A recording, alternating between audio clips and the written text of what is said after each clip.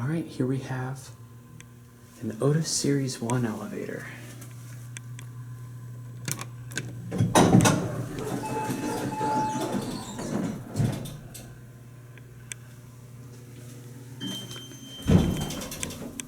Let's go to B.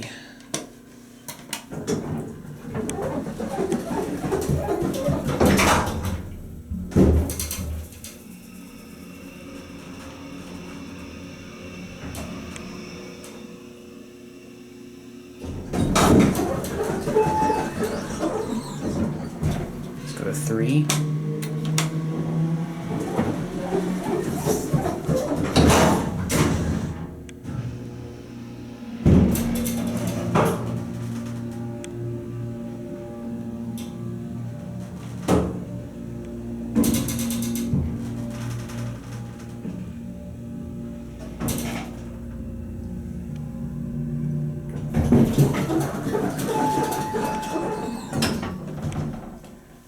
Back to B.